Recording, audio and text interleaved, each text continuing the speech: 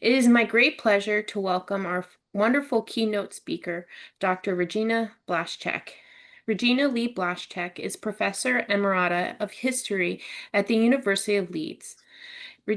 Reggie started her career in the ceramics and glass collections at the Smithsonian Institute before pursuing a PhD in history. Over the years, she has continued to work with museums in the United States and Europe, contributing to exhibition catalogs in design and fashion history. She has also published 13 books on capitalism and consumer culture, including Imagining Consumers, Design and Innovation from Wedgwood to Corning, funded by the Raycow Grant for Glass Research. 3 of her books are on color history: The Color Revolution, Bright Modernity, and The Fashion Forecasters form the basis of her keynote address. Her keynote today is titled The Color Revolution: Commerce, Culture, and Consumers. Welcome, Reggie. Thank you, Amy, and thank you for inviting me to give the keynote. I really enjoyed your exhibit and enjoyed your tour of the exhibit yesterday online. So what I'm going to do today, everybody, is I'm going to provide the broad cultural context for understanding the Brilliant Color exhibition. So as such, I'm going to talk a lot less about glass and a lot more about the broader economic, social, and cultural changes of the period that we normally call the Second Industrial Revolution, running from about 1850 to about 1950. The exhibition itself focuses on the period 1880 to 1930, so I'm going to go a little broader and give you the wider context. My talk is divided into 6 parts: introduction, flashback, color and American fashion, color in the kitchen and on the road, the built environment, and post-war America. So bear with me. I have 6 parts, and we'll go through them together. So I'd like to start with one of the most famous moments in post-war America, and that is the famous kitchen debate between Richard Nixon and Nikita Khrushchev at the American National Exhibition in Moscow on July 24th, 1959. During that exhibition, Khrushchev and Nixon went into typical, quote unquote, typical American home, where they looked into a quote unquote typical American kitchen. And on the side there, you can see a combination washer and dryer below the SOS pad box. This exhibition was designed to show, of course, in the Cold War battle, that American material life was superior to Soviet material life. And there you have the black and white image of the washer dryer, of the famous kitchen appliances. Those kitchen appliances were actually in a color called Sunshine Yellow, produced by General Electric in 1957. And here you see the color advertisement from a popular magazine. The focus on the American kitchen and the color appliances at the kitchen debate was pointed to a broader development in American culture, and that is, in the post-war years, you saw an explosion of colors, everything from cars, such as you see here, to bathroom sets, such as you see here, were available in an array of colors. Now, this kind of these images kind of create this fantasy world, as all advertisements do, that's informed by high fashion, informed by Hollywood, informed by an imaginary world that Americans were encouraged to aspire to, but yet they do represent some degree of reality. In the years from the 1930s until the 1950s, the American culture really lived in experience an explosion of color. And that explosion of color provides a context for understanding the Brilliant Color exhibition. When Amy took us on tour of the exhibition yesterday, she showed us a vignette of a couple of the installations. She showed us the vignette of Color in the Home from the 1920s, showing this living room with a library lamp, bookends, and other accessories made in glass. These objects are in the exhibition are put in their cultural context to help us understand this broader color revolution that I'm going to talk about.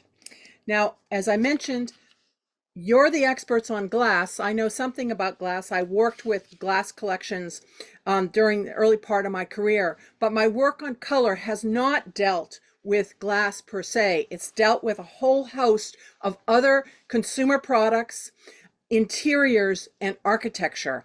And that's what I'm going to talk about today. Now, how did I get to be a historian that talks about color?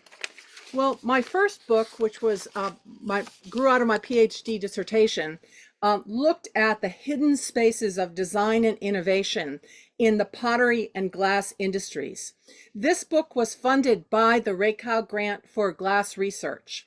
And in this book, I looked at a whole host of companies, many of which are now gone, with the exception of Corning. I asked the question when I was a young curator in the 1980s working with ceramics and glass collections. I asked the question, who designed these consumer products that were all around us? If you look historically, it's the 1980s, and you have industrial designers working in American businesses. I looked back in time and I said, well, before industrial designers came along, before people were trained in design schools, who designed the products?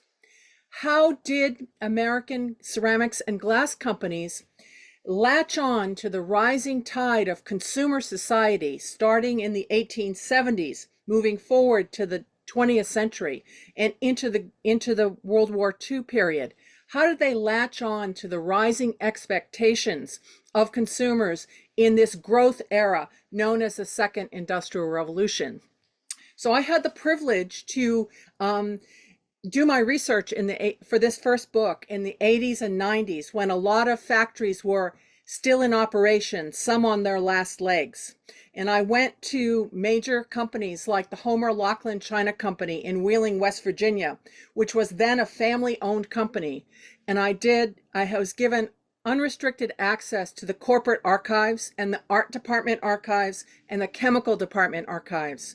And so the book provides one of the most fulsome discussions of how the Homer Laughlin China Company, which was the world's largest pottery and was located in West Virginia, just outside of East Liverpool, how it interfaced with consumer society.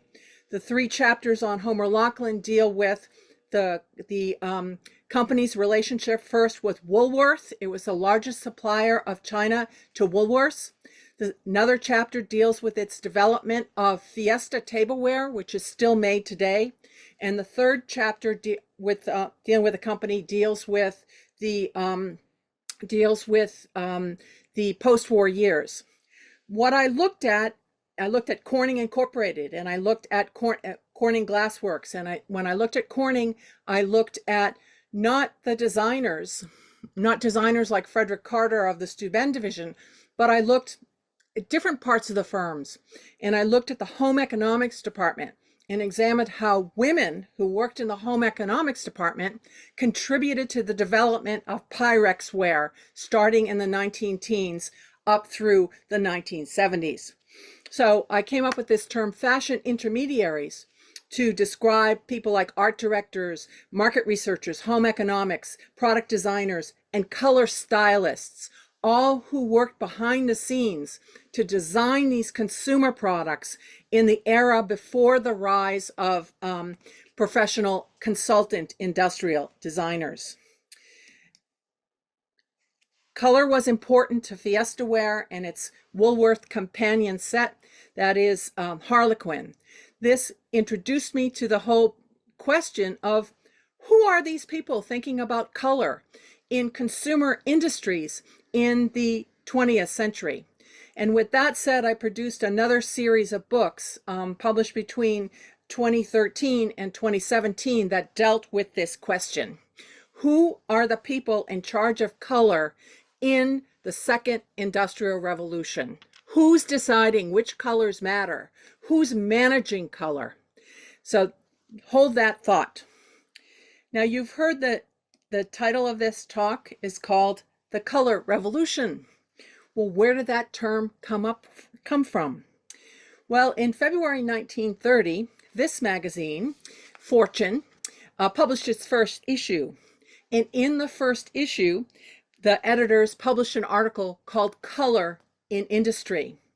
And they took note of the burst of color on the American scene throughout the 1920s. They talked about the pots and pans that were available in a wide range of matching polychrome. They talked about the stoves that were rolling off the assembly line in enameled colors. They talked about the cars that were available in polychrome colors as well. And they described this burst of color as the color revolution. Now, what I'm going to do in the rest of my talks, I'm going to explain how this color revolution that captured Fortune's mind came about and provide you with some context for understanding what was going on in the glass world. So in the glass world, we can look at, all kinds of, in the glass world and in other consumer products areas, we can ask the question, where do creators go for their inspiration? Sometimes they go to nature, as is demonstrated by this glass plaque designed by Frederick Carter. That's in the designed by Frederick Carter, showing a worker pressing glass from the early from the 19th century.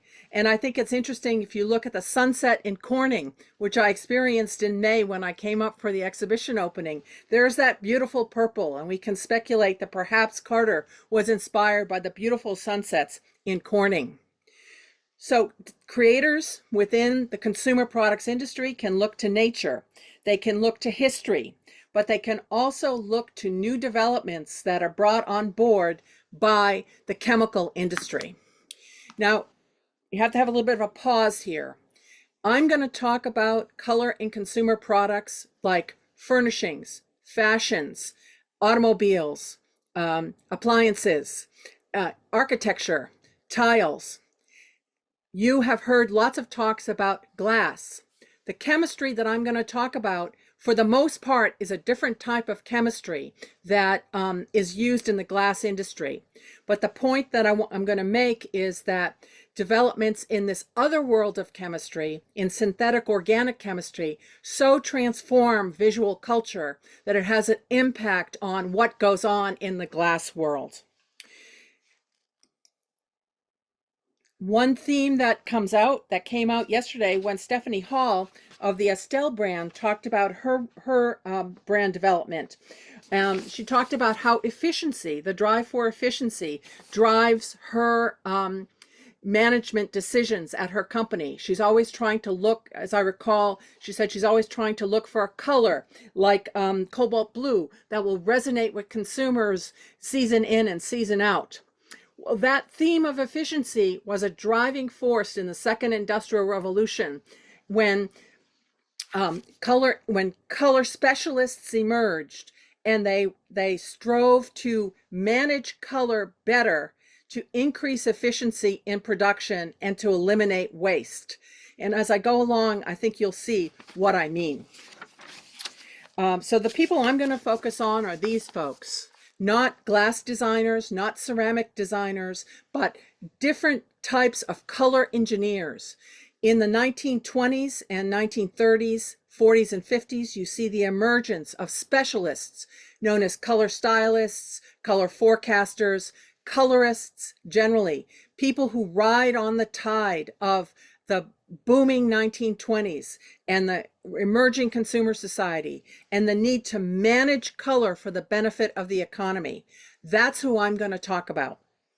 So how did this all get started? So in order to understand the second industrial revolution, we need to do a flashback, and we need to look back in time to Britain in the 1850s. Here we have a 1980 portrait showing a young man named William Henry Perkin, who was the father of the synthetic organic dye industry. He's depicted pulling out a beautiful piece of mauve cloth from an experiment with the capitalist, a bearded gray-haired capitalist on one side looking at his shoulder, and the practical man, the workman, looking over his other shoulder.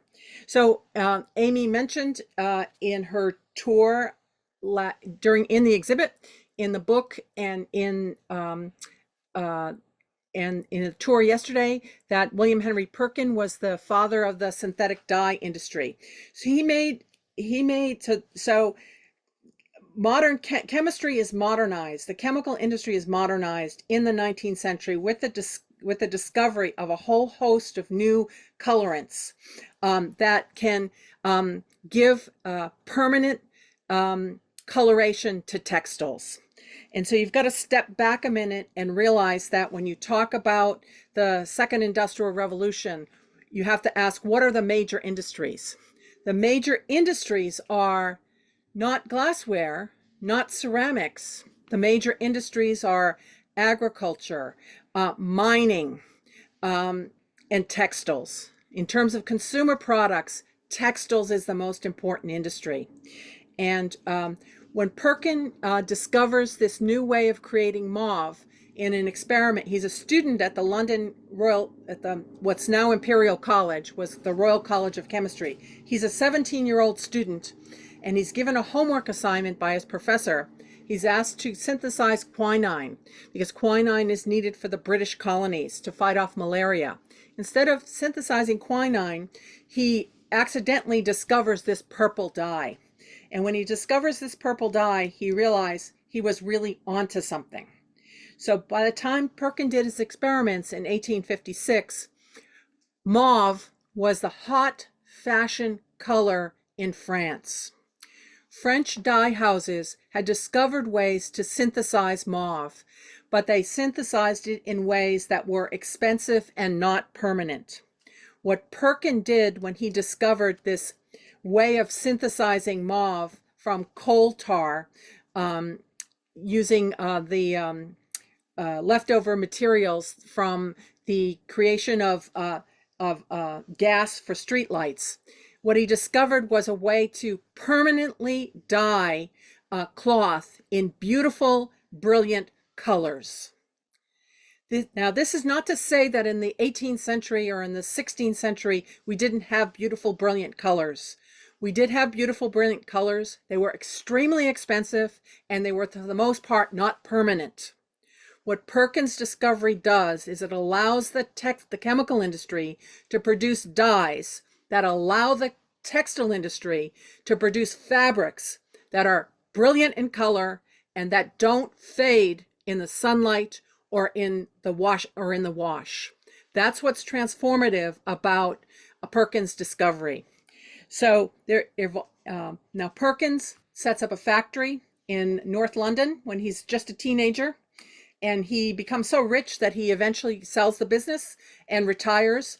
He got a lot of accolades during his life, the highest medals from the British scientific societies and so on and so forth, the American societies. But the British handled this new type of dye. The British chemical companies produced these new types of dyes in the 1860s, but by the 1870s, it was the German dye industry that usurped the crown in making these new dyes. So by the 1870s and certainly by the 1890s, the German dye industry took Perkins's innovations, built on them to create the most sophisticated dye industry in the world. And they exported their dyes all around the world. So if you were a textile mill in Ithaca, New York, and you needed fade-proof dyes, you'd buy German dyes in 1890. You'd buy German dyes in 1914. This results in this proliferation of color in fashion. And so I love this piece from Library of Congress. It's from Butterick Pattern Manufacturing Company, showing the latest colors from 1870. You can see the ladies are all promenading out in the park and with their with their teenage girls and their young girls. They're all dressed in brilliant colors. Now, it's a chromolithograph, and chromolithography allows for the promulgation of these types of images. These types of posters and fashion plates come on board at the time, about the same time as the new dyes. They come on, they're introduced. Chromolithography is introduced in the 1830s, but by the time the new dyes come on board, chromolithography is the way of transferring information. So if you read a fashion magazine called Godey's Ladies Book, published in Philadelphia in 1870, you'd open it up, and inside there would be fashion plates in these types of colors. So these in the West, everywhere from France to Germany to England to Scotland to the United States, women began to develop a passion for these brilliant, bright fashion colors. Now, how did the companies disseminate information about these colors? Well, when you have this proliferation of colors, you need to figure out, if you're the textile industry, how to manage those colors. Yesterday in one of the talks, we heard about fashion forecasters, color forecasters. The first color forecasters came out of the French textile industry. They were French dye houses who went to Paris. They were maybe located in Lyon, and they went to Paris and they studied the latest fashions in all the shops, in all the couture houses, on the streets, at the races, and they came up with speculations or predictions about about the way in which color was going. And they produced these color cards or shade cards to sell their dye services. These color cards or shade cards eventually became color forecasts. Style houses in Paris realized that they could buy these forecasts from the dye houses, or they could create their own forecasts based on information from the style scene and from the dye houses. These French color forecasts were widely exported all across Europe, England, and North America, probably Latin America as well. They were widely exported, and they became design tools that were used by anybody and everybody who was designing ready-to-wear apparel, textiles, millinery, upholstery fabrics. These were the color cards and the color forecasts of the moment. Now, so we've with that, I'd like to move on now to color forecasts in action. So I'd like to talk briefly about color in American fashion. In the 1920s, the period when Fortune magazine argued that there had been a color revolution, during that period, New York City was the center of American fashion. There were other fashion centers such as Philadelphia, Cincinnati, New Orleans, Los Angeles, but New York was the biggest fashion center. It was not just a place where fashion was designed. It was a place where garments were sold. And this was the case throughout the 19th century and up until at least 2000. I can remember going into a department store in the year 2000, buying a coat, and inside the coat there would be a label that said made in New York. So in this period, the New York fashion was really taking off. And why is that? It's because ready-to-wear was really taking off. Was ready-to-wear in the earlier periods, but World War I gave a big boost to ready-to-wear fashions, especially in women's wear. So because New York is the center of American fashion, it becomes a center of color styling for apparel and fashion. Here is the woman's viewpoint. One thing that we haven't heard a lot of, we've heard a lot about brilliant designers in the glass industry and some emerging young designers in the glass jewelry industry. Among those, very few have been women. The glass jewelry makers were women. But for the most part, the designers that we've heard about in the glass industry were men. So I want to shift the conversation a little bit and see how women contributed to this color explosion of modern America. America's first professional color forecaster was this woman, Margaret Hayden Rourke. She was managing director of the Textile Color Card Association of the United States. And she managed that organization from 1919 until her retirement in 1954. The TCCA, we'd never call anything the TCCA today. It's an old-fashioned name. We'd call it the Color Institute or something. But the TCCA was founded during World War I when silkmen and millinery men who ran factories making silks and millinery could no longer get those French color cards. And they couldn't get those color cards exported from France, and they needed a source of color fashion information. They also wanted to break away from Paris and create colors for the American people. So they started their own organization, and eventually they hired this woman to head their organization and to do the color forecasts. It's important to realize that in the 1920s, this was a golden age for the new woman.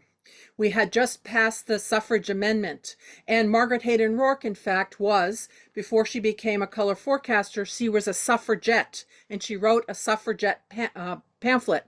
She was also an actress on the New York stage and in New York films. So she came on board. She represented modernity. She was the new woman. She brought what was called the woman's viewpoint to the design of American colors for the American people. So how did Margaret Hayden Rourke operate? So one thing that's distinctive about my work is that as a historian, I want to know about human agency. I want to know who did what, when, where, and why. So it's insufficient for me to say there was an organization and they created color forecasts and they disseminated them. I want to know how these color forecasts were created. How did Margaret Hayden Rourke get information about French fashion, and how did she integrate that information into her trend reports? Well, she had Paris color scouts, and those too were often women. Here we have Bettina Bedwell, a fashion journalist based in Paris. Bettina Bedwell was a reporter for the Chicago Tribune. She wrote a fashion column for the Chicago Tribune. But as a side job, she worked as a fashion spy, a color spy for Margaret Hayden Rourke in Paris. And her office was located, as you can see here, adjacent to the Palais Royal, and which is right near the Louvre. And I went to Paris and I just took some snapshots of the area. The building in the middle was actually where her office was. So as a journalist, she had a press pass. And as someone with a press pass, she could go to all the shops and to all the couture shows, and she could enter. And so what she and other scouts would do is they'd go to the shops, they'd go to the couture houses, they'd study the latest fashion shows. You couldn't take a camera into a couture house. You couldn't take a sketch pad into a couture house. So what Bedwell and other scouts had to do is they had to memorize the latest fashions, the latest colors. And so she'd go to a show, she'd rush back to her office, she'd make a sketch. She'd also rush to the cable transmission store, and she would send a commercial cable to Rourke, which would arrive overnight in code saying, Chanel has offered colors X, Y, and Z, according to a secret code that they had. So the color scouts were transmitting top secret confidential information to Rourke by cable and by letter. The cables would go overnight with the fashion information. about the colors, and 2 weeks later, big fat envelopes would arrive in New York with sketches like the ones I just showed you, and little bits and pieces of, of fabric acquired at the couture houses, showing what was happening. Now, what did Margaret Hayden Rourke do? Did she just copy the Paris fashions? No. Remember, her job was to create American color for the American people. So she took what was sent to her from Paris, she adopted it and tweaked it to fit the American scene. She too would be out on the streets. She'd be in the department stores all the time. She'd be in observing women at the opera. She'd observe women at the fancy clubs. She'd observe shoppers in the fashion specialty shops. She'd go to the King Tut exhibit at the Met. She was a keen observer of everyday life. So she took what came from Paris and meshed it with what she knew, and she created tools for forecasting American color. Now, Pantone today does a lot of what Margaret Hayden Rourke did, but it was Margaret Hayden Rourke that created the system. She created a 3-part system for color forecasting that consisted of, she'd create these forecasts, and the first part of the forecast was a standard color card. That would be for basic colors that were predicted to last from 8 to 10 years. She produced seasonal shade cards. These were the trendy colors that were coming from Paris, or that were coming from the King Tut exhibit, or that were coming from a show on Broadway. These were the seasonal colors that were trendy. So if you wanted, if you were a manufacturer of ladies apparel, you might want to create a little shrug to accent a basic black dress. You might create a shrug in one of these trendy colors. She also created trend reports.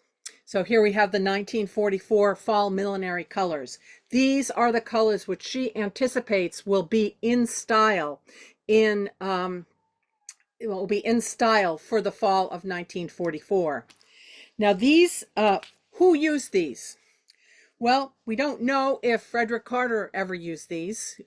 May have had some, but we know that people in the textile industries use these. So they were used to standardize colors of basic clothing, pieces of clothing and apparel, like stockings. Now let's think about stockings. When you go to buy some new socks or new pantyhose or tights today, you don't think that the black is black, the red is red, the navy is navy, the yellow is yellow. Somebody had to figure out how those colors, choose those colors, to pick shades of those colors that match the rest of the kit, so to speak. So members of the TCCA would get copies of the color cards, and then they could produce their clothing and their apparel according to her predictions. Now, what this ends up producing is basically the golden age of the ensemble.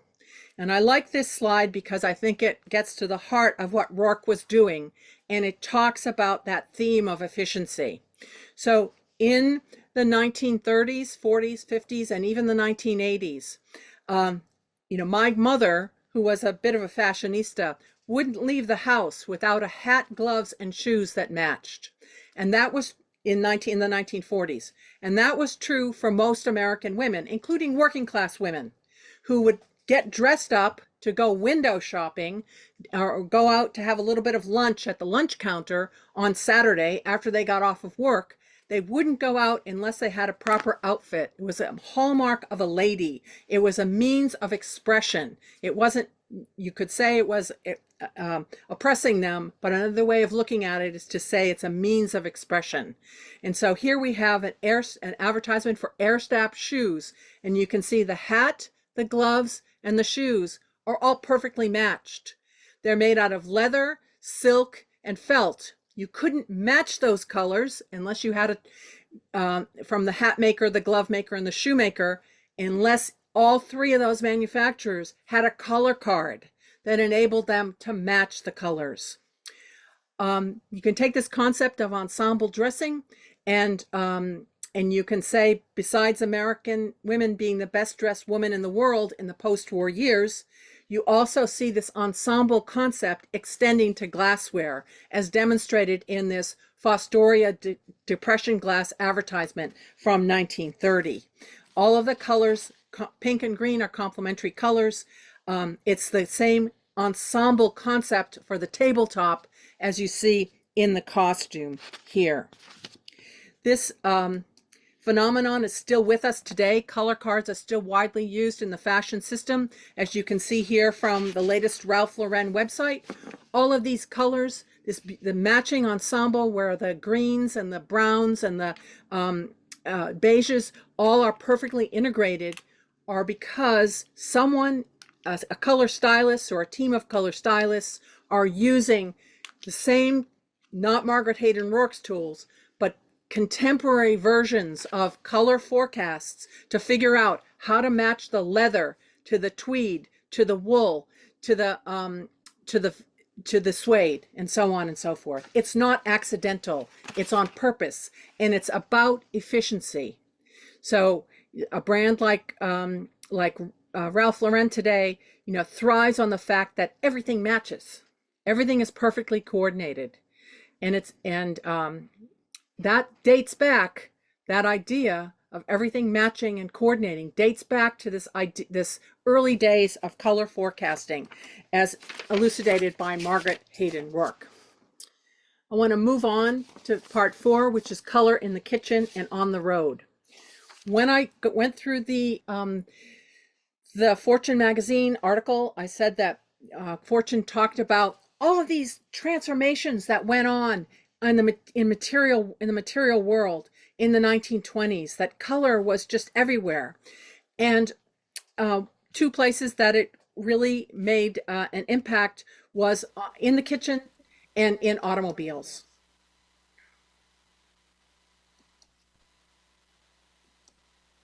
So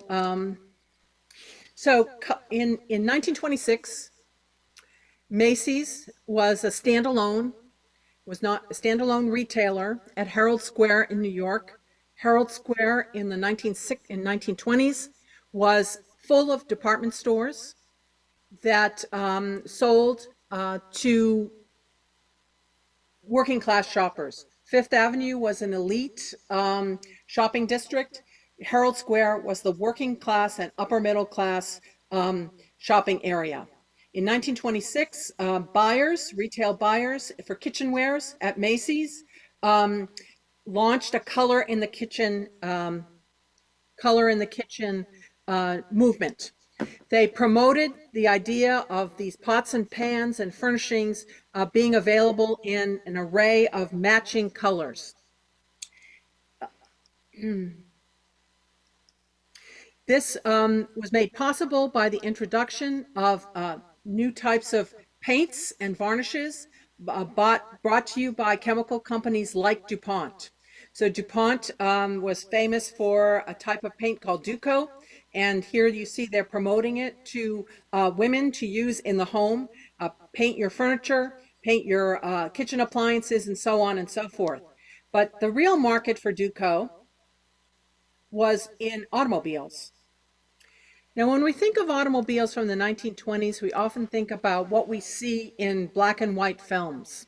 We often think of the 1920s as a black and white world because the photography and the movies, the films, are in black and white. They're in the tones of the silver screen.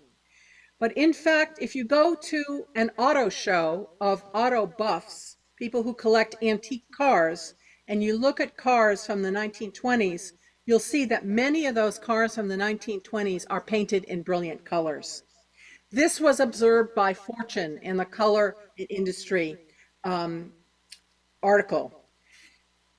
So the Fisher Body Corporation was a major body builder for General Motors and other companies in Detroit. And here you can see a 1927 illustration showing these new pastel cars, both the interior and the exterior. Now, who are these cars geared at? The women come in again. I love this caricature from Motor Magazine from 1926 because it shows the middle-class housewife flanked by the guy from the paint shop and her husband while she tries to pick out new colors for the color car. Now, when you look at these cars from the 1920s, you think, oh, there's a nice pale car. It's light purple, dark purple, and that I don't know if I'd want to have that for very long. Well, the problem with early cars, car colors, is even in this period, is that these varnishes didn't last very long, and you actually had to have your car repainted every 4 to 5 years. So there was a market for constantly getting your car refinished. And so here we have the Motor Magazine showing how the color revolution tried to appeal to female shoppers. Now, as I said, I like to figure out who's doing what. And that gets me to this guy. Captain H. Ledyard Toll was was an artist who lived in New York City during World War I. He was a camouflage artist for the American Expeditionary Forces. And he was also a fine arts painter who exhibited widely in New York. When he got a little older, he decided he had to earn a living and he went into advertising in New York. And from there, he went to advertising in Detroit, learned something about the automobile industry. He eventually ended up at the DuPont company where he designed the palette for those Duco paints that went on colored cars. Here he is, copying the color of French silks at the DuPont offices in New York City.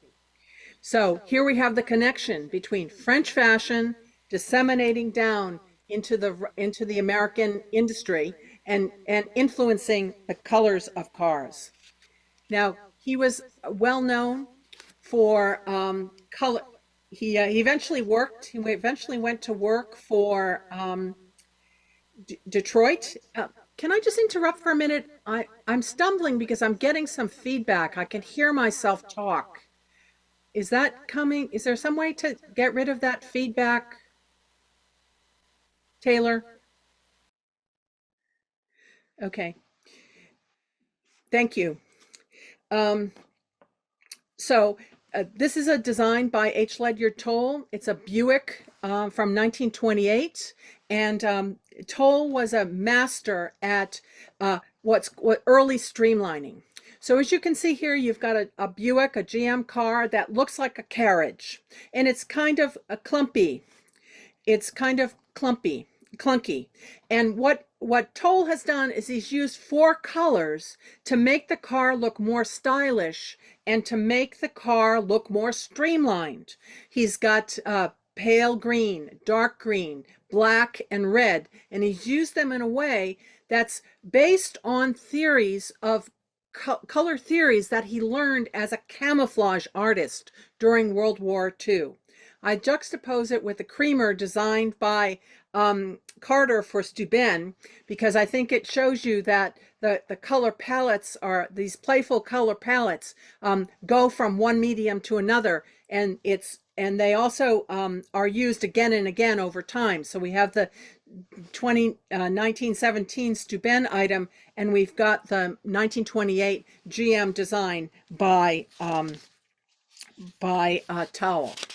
So as you can see that you can imagine why, you can start to see why between the work of the Textile Color Card Association and the work of the Color in the Kitchen movement and the GM cars that are rolling off the assembly line in these brilliant hues, you can start to see why the editors of Fortune took note and called this a color revolution.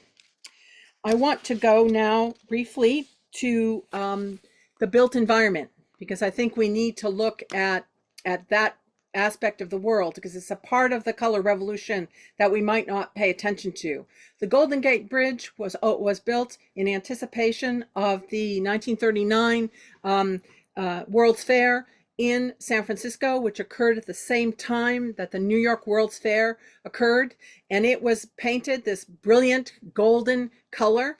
And there's a story behind that. There was a young weaver named Dorothy Liebes, and she was reputed to be involved, and she was a fan of color. Her weavings were brilliant colors. And she was reputed to have been involved in the selection of this color. But I'm not going to talk about that. I'm going to talk about who, what, where, and when. And I'm going to talk about two guys, the two guys that the blue arrows point to. These are a group of designers that were featured in a Metropolitan Museum of Art exhibit in 1929. In the 1920s, there was a imaginative curator at the Met. His name was Richard Bach, and he looked around and he brought into the museum a whole bunch of personalities and objects related to what's called the industrial arts movement. So before there was industrial design, before there were design consultants, there was a whole approach to designing the material world that was called industrial arts. We saw that, we looked at Stourbridge glassmaking, we looked at Frederick Carter. Those men came, that company, Stourbridge and Frederick Carter, came out of this industrial arts tradition. Basically, again, you're in the second industrial revolution. Manufacturing is important in Britain, France, United States, and Germany. People learn how to become glass designers or pottery designers or tile designers or architects. They learn in certain types of schools. They're not necessarily art schools. There are special industrial arts training institutes that are popular in the United States and France and in England. The industrial arts tradition is still prosperous in the 1920s, and these men are all prominent in that movement. And here you see two of them, Léon Solon on the left and Joseph Urban on the right. And those are the two that I'm going to talk to. Their work was selected for exhibition at the Met. So they're no sloughs. They're no slouches. Now, Joseph Urban, I just have one slide on his work. He was an architect trained from Central Europe, from Vienna, and his most famous design was the 1933 Century of Progress exhibition in Chicago. So the whole point of one of the whole points of the Chicago World's Fair in 1933 was color. Urban came from Central Europe, and those of you who've been to Vienna, you've been to Prague, you've been anywhere in Central Europe, you'll see that color is important in building design. So you think of Schönbrunn Palace, it's yellow, and the exterior is yellow. So if you think of, when Joseph Urban is commissioned to design the buildings and to colorize the buildings at the Chicago World's Fair, he focuses on color. This is made possible not only by paints, but by electricity and by filters that, filter the electric spotlights in different colors. So you've got, in addition to this transformation of consumer products, you have this emphasis in 1933 and again in 1939 at the two World's Fairs on color. The person that I do want to talk about a little more is Léon Solon. Léon Solon was nicknamed Prince Polychromy by his relatives. He was art director. He was British. He has a French name, but he was born in Britain. His family came from France, and then they emigrated to Staffordshire, England, where his father was art director at the Menton Tile Works. And he eventually emigrated to the United States and became art director for the American Caustic Tiling Company, the largest tiling company in America at that point in time. He was, like many of these people, like Frederick Carter, who's a good example. He's a contemporary of Frederick Carter when you think about it. These men were schooled not in Bauhaus modernism. They were schooled in 19th century industrial arts traditions, and they looked at the world through history. History was very important to Carter. It was very important to Solon. So here we see Solon because he was involved in tile making, he was the art director at Tile Works, he was very interested in architecture, where these tiles were going to be installed. And he started to study and published extensively in architectural records on the historical use of color in architecture. He was, this is the area in which he was schooled. His father his family was involved heavily in the artistic the creative side of the Minton Tile Works. And here you see the famous ceramic staircase at the V&A in London, showing how Minton used color even in the 19th century. Yes, it's the period of the color revolution. No, it's not created with aniline dyes, but you can see this same rich, dark, sensuous, brilliant color palette being used in ceramics. When Solon emigrated to the United States, he worked for this company that was based in Zanesville, Ohio, but his offices were in New York City, and he designed tile installations for all of the skyscrapers and apartment buildings in New York and elsewhere. You can see the American Encaustic Tiling showroom now gone, but these are some of the interiors showing his use of color. I'll just end with 2 slides and give you something to do the next time you're in New York City. You can reflect on the color revolution. The next time you're in New York City and go to Rockefeller Center to see the Rockettes, which I love to do, you can take a look around at Rockefeller Center, and you can look at all of the sculptures, the low relief sculptures that are on Rockefeller Centers. Those were colorized by Leon Solon. They were designed by Lee Lowry, but the colorist was Leon Solon. Just another one here to show you some of the detail. So here's another aspect of that color revolution, coming not from the synthetic dyes, but influenced by this interest in color and using color to improve the appearance of the material world and to convey notions of progress and modernity. Again, I compare Solon's use of gold to Lalique's use of gold to show that these ideas floated internationally and across mediums. I'll end with a section on color in post-war America. We had a little bit of a flavor about that on that topic in one of the talks yesterday. I began with the kitchen exhibit, the kitchen debate in the 1950s, and so I'll thus end with the 1950s. So in the 1950s, Detroit continued to lead the way with bringing color into everyday life. These are General Motors stylists at work, and what are they doing? They're studying their color cards like good color stylists should.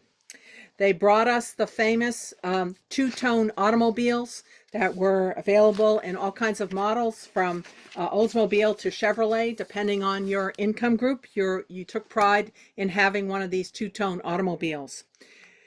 But in this period, you start to see the color landscape, the who, what, where, and when starting to change. It's still post-war America. We don't see globalization come on board yet. That starts to happen in the 60s and 70s and 80s. But you do see an older generation of colorists give way to a new generation of color specialists. And in this period, we see the rise of color consultants like Faber Biren. Faber Biren was probably the most prominent post-war consultant. And here he is surrounded by his designs. So I discuss him in my book, The Color Revolution. He was responsible for many innovations, which you can see: tiles, school desks, which some of you may have sat at, worked for paint companies and helped them design new palettes. But most famously, he was the designer of the House and Garden color palette from the 1950s up through at least the 1970s. And so he was worked with Condé Nast Publications, and House and Gardens had a licensing program where Faber Biren would design a palette for the upcoming season. House and Garden would license those colors to consumer products manufacturers, and they would be color coordinated in the ensemble tradition. And this is how the ensemble tradition continued to be promoted in the post-war years. It was Faber Biren who famously predicted the appearance of avocado green and sunset gold, and sunset gold appliances in he predicted them by the 1960s, and they were prominent by the 70s, but he actually predicted them in the 1950s and 60s. Another prominent color consultant is of this period, wrapping towards conclusion, is this guy, Howard Ketchum. Here you see his picture from the New Yorker, again, a prominent individual who was profiled in a high-profile, highbrow magazine. He was what he called himself a color engineer, and he um, he he designed color interiors, and he designed colored consumer products. So most importantly, he was the guy who brought you the colored telephone. He worked with AT&T to colorize telephones in the 1950s. He also helped to transform the landscape by introducing color into corporate branding. So this is from his book, Color Planning for Business and Industry. So in conclusion, we come up to the 1950s and to GE's new combination washer and dryer and the Sunshine Yellow washer dryer set. I have not been able to determine who was responsible for these pastel colors. It could have been Ketchum, because one of Ketchum's customers was GE. It's not really clear. But I think the larger point is that the kitchen debate, with a focus on the Sunshine Yellow washer dryer, tells you something about the evolution of color in industry and color during the second industrial revolution. And so with that, I'll end. Thank you so much for your attention. And thank you to Amy for bringing me on board.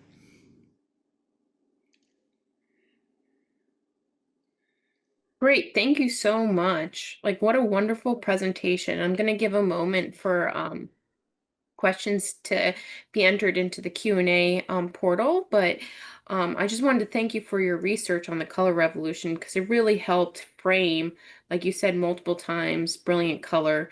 Like, I did not come up with the color revolution and all that Me research that neither. goes into it, but like it truly, like all these modern glass makers were not creating these beautiful colors in a vacuum, and they were truly looking at what was going on around them in consumer culture, as you pointed out.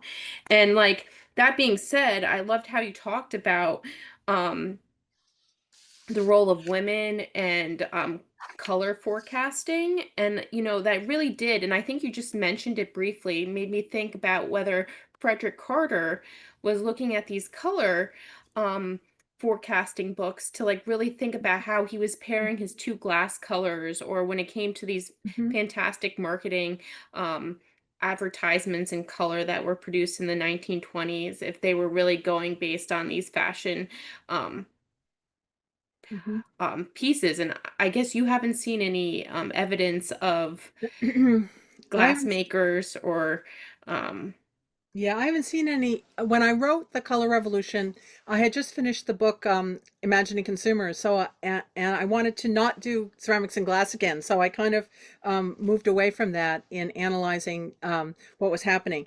But I do think that because uh, Steuben had offices in New York, and Steuben's advertising agency was based in New York. And so the New York the madmen of the era would have been aware of color cards. They would have been aware of what was going on 7th Avenue. I once read an obscure, in a trade journal, a reference to the fact that it was ad men that came up with the idea to colorize bathroom toilets, bathtubs, and sinks in the 1920s. And of course, I lost the reference. I could never find it.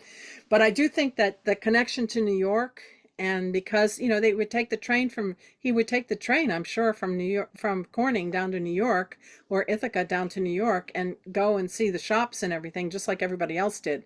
So I think without having his office files, you can't really say. When I worked on the Homer Laughlin China Company and had access to their archives, I had access to their executive files, which was executive correspondence, which was unprecedented. I had access to the art department files, and I had access to the chemical department files and the engineering. That's 4 departments. And the art director there, Frederick Reed, he kept a diary of everything he did every day. And so he had his he was a total nutcase in terms of being organized. He had his objectives for the day on one column and then his accomplishments on the other column. His objectives for the next day, his accomplishments. So every time he stole an idea from somewhere, he wrote it down. So you can easily trace, I looked at such and such a thing, and then I used it to develop such and such a line for Woolworths or for Gimbals or whatever. So and he was aware, Reed, who was art director at Homer Laughlin from 27 to his death in 42 or 43, he was aware of everything in broader culture. He went through magazines, for example, and he made if I had filing cabinet, like 2 or 3 filing cabinets, and he just would, tear things out of magazines, and he put them in his idea files. And so I'm sure, I can imagine that Carter probably did the same thing. That maybe he didn't Oh have yeah. a diary, but he probably had his idea files. And he, We and have he, all of Carter's clippings, and I there you did go go. through them Hmm. for this exhibition, and I was thinking when I was reviewing it, Hmm. more of like, oh, how it inspired his etching designs or his engraving designs. Hmm. But now I need to go through it again, as you know how research goes, and I have to look at it in a different with a Yeah. different lens on. What And is it telling him? Where is he maybe getting his ideas from? What is he reaching exactly. out? Yeah. Maybe you catalog the clippings based on the color, right? It's just would be a really interesting exercise. Okay, there's a couple of questions from the audience. And one is, was there any forecasting or predicting on the all-white kitchen of the 1990s when you were doing this research on Mhm. color forecasters? So, I when I decided to do research on color forecasters, I focused on the period of the Second Industrial Revolution. So the world changes dramatically once you start to get deindustrialization and globalization after 1970, 1980, with starting with Nixon opening China, and then Reagan setting up the Canadian-U.S. trade agreement, and then NAFTA, and then the WTO. The world changes dramatically, and so somebody who criticized my book once said, "Well." She just stopped in 1970. Well, when you write a book, as you know, you can't write about everything from Roman times to the present. You have to have some kind of lens. And so my lens was the second industrial revolution. So I would imagine that I think the speaker yesterday actually addressed this question of whiteness in interior design in the late 20th century. And I would imagine that if you went back and looked at Pantone forecasts, or you'd probably find in forecasters embracing this pale palette. I would imagine. I haven't done that research. I was gonna ask something on a similar vein, but with all the colored glass in the 1930s, a lot of these manufacturers who are known for colored glass, like Frederick Carter Steubenline, Louis Comfort Tiffany, because of World wartime restrictions and the Great Depression, these houses close, and there's a shift in design globally to colorless glass. You see Mhm. Sweden's Yes. 1930s glass and French glass becoming more popular. Do you see a dramatic shift in the color forecasting during the 30s, or does it stay these bright colors and that's just a glass thing? I think it might um, be indicative of glass because in ceramics, for example, which is a related field, in the Hmm. 30s, you see a burst of color, a burst of color. Yeah, And so in terms of the Margaret Hayden Rourke, who I've studied in depth, her papers are at the Hagley Museum and Library, which was just a gold mine. All of her correspondence and her some of her correspondence and but mostly her color cards and her communications with these spies in Paris. You don't see you see some shift, you see some toning down of colors, but you don't see everything being black or anything like that. In mm, cars, it is noted, however, that with the advent of the Great Depression, that color cars become more somber. So interesting. you do notice it in cars. But then you Um, get plastics. Plastics come, the new this- thermosetting plastics come out, and they're all bright colors in the Depression. So. um, uh, I have one other question. In Brilliant Color, we talk about this education, and you've touched upon it in your lecture about art schools. But then Mhm. we also talk about the shift of glassmakers coming to the United States in the late 19th century. Mhm. That's really because of an economic downturn Mhm. in Europe and specifically in England, and there's more opportunity in the United States. Now, do you see this with color forecasters? Are they coming from Europe to the United States after World War One and Two and bringing with them, or is it all just really Americans that are forecasting? Yeah. And what is their artistic background? Like, Okay. Yeah. So the very little is so I would say that Americans did not invent color forecasting. The French, because I had such limited time, it probably didn't come out as well as I hoped. The French really invented color forecasting, and they started, it was the dye houses in the textile industry that first issued those colored cards. There have always been color cards. There have been color cards in the 18th century. But in terms of using color cards as forecasts, it's really the dye houses in Lyon and outside of Paris that issue those color cards. So those would be textile industry people. And then there are these style companies that these style bureaus that emerge in Paris starting in the 1830s. And they emerge to out of the textile industry to serve the textile industry. Okay, so that's phase one. Now, phase two comes along after coming out of World War One in the United States. And when the Americans say, well, we don't want these color cards from Europe, we're going to create our own. And they create their own. They don't import designers, colorists from mhm. Paris. They Margaret Hayden Rourke is American. H. Ledyard Toll, he's American. Howard Ketchum, who's an apprentice, it basically serves as an apprentice to H. Ledyard Toll at DuPont. He's American. They're Americans, and they're tied to this idea that everybody that this is an American moment and American colors for the American people. I keep going back to that. And this idea of progress, these ideas of efficiency, this is heyday of American industry in the 1920s. And so they focus, some of them are European, like H. Ledyard Toll is American, but Leon Solon is European, but he comes to America and he becomes American. He's English, he's French and English, but then he comes to America. So it's not like the forecasting organization doesn't go to Paris and say, could you come over here and set up a forecasting group for us? They don't do that. They create their own. Interesting. Yeah, I mean, all these glass makers are European and they Mhm. do eventually identify themselves as American at the end of Yeah, their life. yeah, And they are creating glass for mostly the American consumer. yeah.